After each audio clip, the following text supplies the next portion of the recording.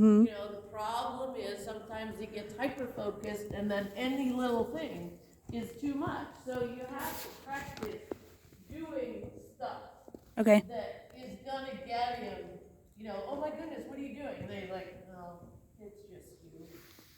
You know, yeah, he's quick, but instead of stopping him, I'm just not gonna do anything. You know, he can decide, does he wanna stay quick? Or can he just slow? See there, I just thought to hold my seat a little bit. And he came back and then he relaxed and said, can you stay there? And he's like, oh no. And there, held with my feet and just touched with my fingers. There. See, slow the whole tempo. And there you get that little chew on the rein.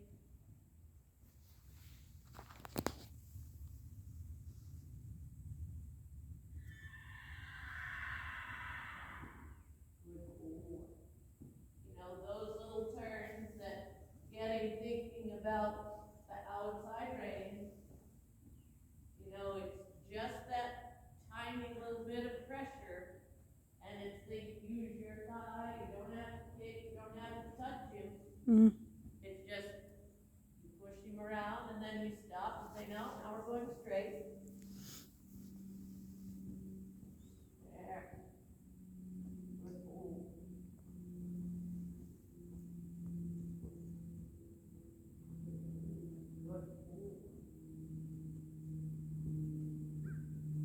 And you can see, you know, right, she'll step with the right front's harder than step with the left. So you just use it to think, okay, I'm going to make him more supple. I'm going to get him more elastic. And there, you see him want to get quick and just, ooh, I'm going to run through it. No, you're not. You can make just little bow ties and make a loop, turning with the outside rein, coming back to C or to A. Okay. Get him straight, you can see him go, I don't know where you're going. And then get the new flexion, ride through the turn. Look at the letter, ride him back to it. Good boy. Good boy. Good boy.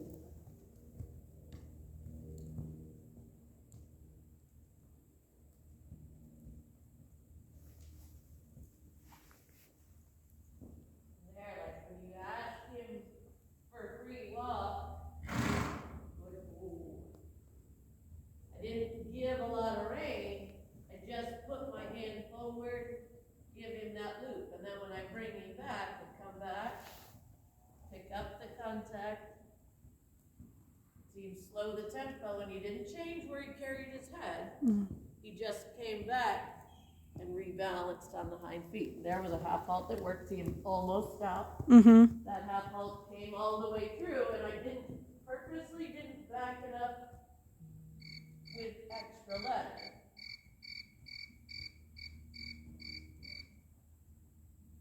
You have to think about how soft he really is, because like here, you know, you can step into shoulder in, and it's just barely touching the board. And then I let him out, let him stretch, and then I'm going to come down the center. I'm going to get him straight, and then I'm going to push him away. But when you practice doing leg yield, always get straight first. He wants to cheapen too much next, so I have more on the outside rein, but I'm still just tickling that side to say, yeah, I do want you to go forward and sideways. And he was actually pretty good. Straighten his neck a little bit. Move through the turn. I'm getting straight. And then I'm going to just touch with the right leg, left leg just, or left leg touches, right leg just stays there. I don't have to stop him. Good boy. Good boy. Hard for him to get to keep that steady rhythm.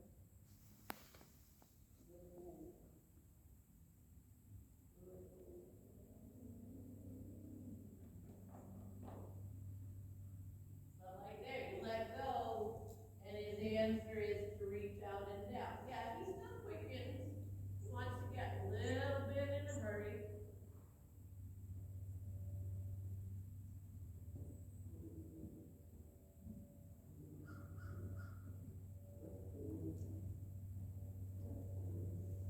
He does respond to what you do with your voice. If you hum to him, you know, if you just talk to him slow, he'll steady a bit and come back to you.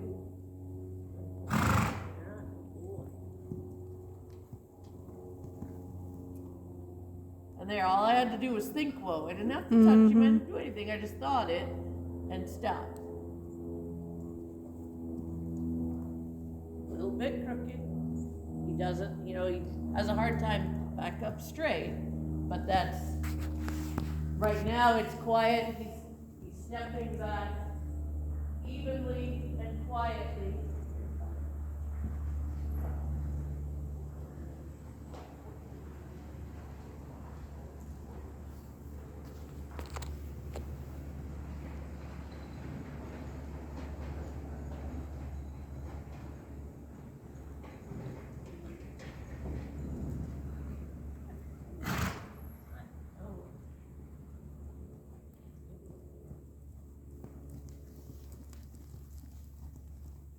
First thing you work on is the tempo. And then you start to play with that rein a little bit. See if you can get him to look in. And then you release and see if he'll hold the tempo. Good boy. And drop his neck. Good. And there, he bumped into the bridle, but he wanted to take it away, and all I did was hold. You know, it's soft, it doesn't take much, and then we go back and do it again. Good pull, good pull.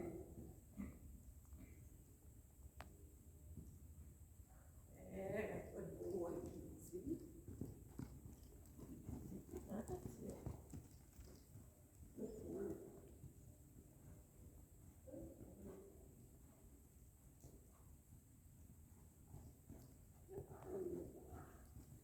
And then do inside flexion. Okay. Do inside leg.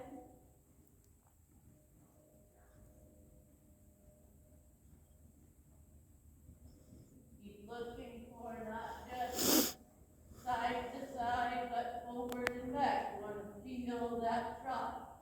You want to feel that swing. There. And then he starts to relax his back. And there starts to be a bit more happening underneath you.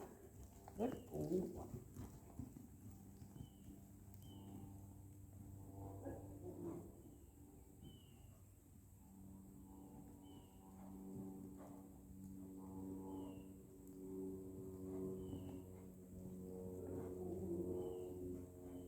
You know, smaller than 10 meters, and he stayed quiet and he stayed relaxed.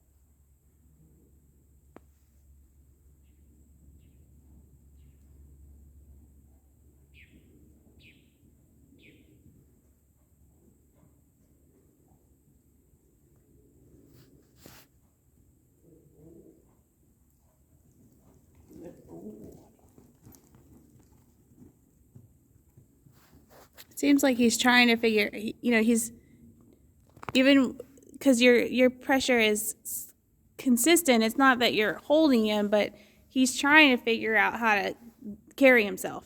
Yeah. And that's the thing is, he's got to figure out that his job is carry himself. I'll help you. I'll give you the cues. I'm not going to do it for you. Yeah.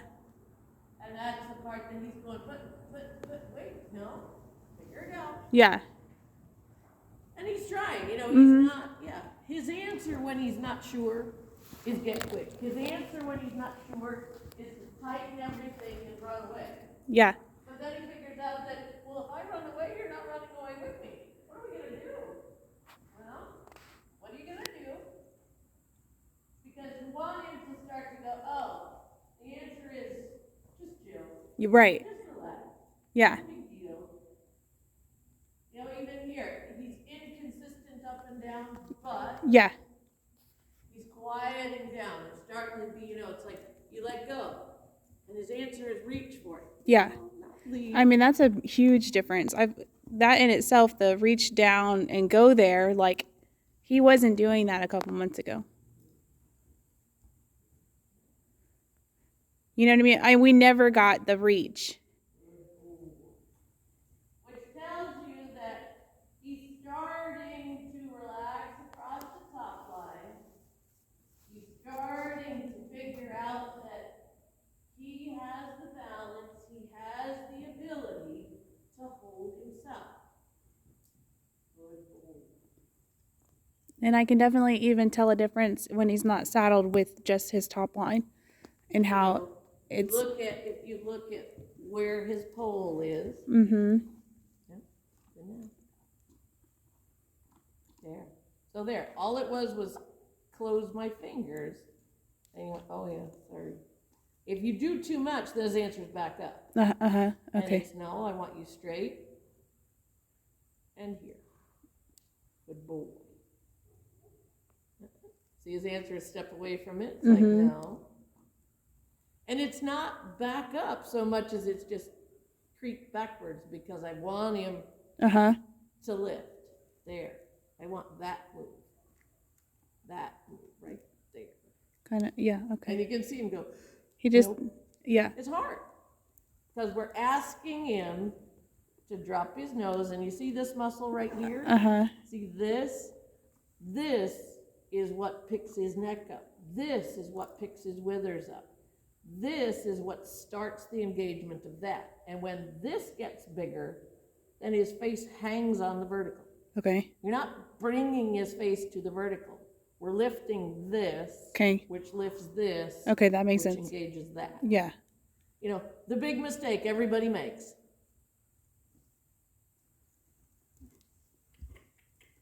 You get here. Well, what did he engage? Where's his pole?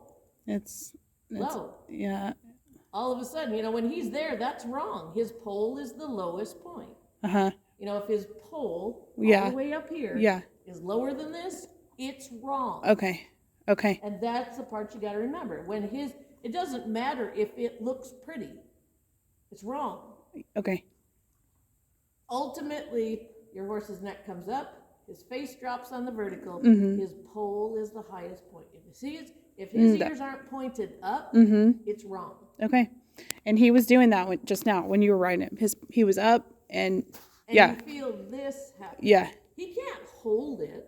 Yeah. He's going to take a while for him to develop this to hold this. And that's where he's searching. Go.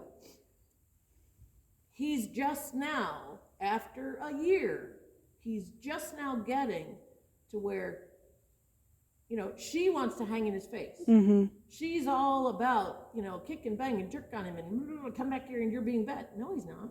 He doesn't know how to go there. He doesn't know how to carry himself. He doesn't know lift this, engage this, sit with this. He's just getting it. Yeah. He takes tiny amounts of pressure. She finally took her spurs off the other day and was like, oh my gosh, he's so soft. Yeah, she, instead of riding forward into a square halt, she halts. And he goes, and then she bangs him with the stick because, well, you're wrong. Well, no, you're wrong because you went halt. Well, when you halt this way, if you don't halt square, guess what? Neither does he. And that's the stuff that we don't pay attention to. You know, when you go from trot to halt, how many beats in the trot? 4. Well, 2. Okay, so think about how your horse's legs move in the trot. Okay. They move in diagonal pairs. Right. Okay. So now go trot halt. Okay. How do you get the hind feet square? You got to prepare. Well, but think about the mechanics of Yeah. Right. legs are moving in diagonal pairs, Right. which means they're never together Yeah. on the ground. Yeah. So how do you get a square halt? That's a good question. One set of legs has to take half a step. Right. Okay. Think about that. Yeah. No, you're. One set of legs takes half a step. So trot halt is really, really tough. Yeah. Canter halt is easy because at one point, both hind legs are on the ground. Yeah. You know, that's like find a spot to take off for a jump. It's ride the canter because the perfect takeoff point is when both hind legs are on the ground. Okay. Right. Right. That makes sense. Most people don't understand the mechanics of the step well enough Yeah. to be able to ride the movement. Yeah. Yeah. You know, trot halt and it to be perfectly square. That makes total sense. Is amazing because that means that your horse was up, your horse was balanced, the hind and the front and the back are working together, and he's not lugging on his nose. And then you're able to get a half halt, right? You're asking for a half halt, kind of. Yes, you're asking for half a step. Yep. Step. You know, that's why when they say trot, walk, halt, you take every trot, walk, halt step you can take because that gives your horse the opportunity, even in the walk, Yeah. 4 beats in the walk, at one point, both hind feet are on the ground. Yeah. Okay. That's where you stop. Okay. Yeah. Yes, you would go. And even too last week riding meet and how you were telling me, you know, you can't move a leg unless it's off the ground, and so it even started then making me think, okay, like that was good for me to pay attention to Think about how my communication and her movement. break it down into what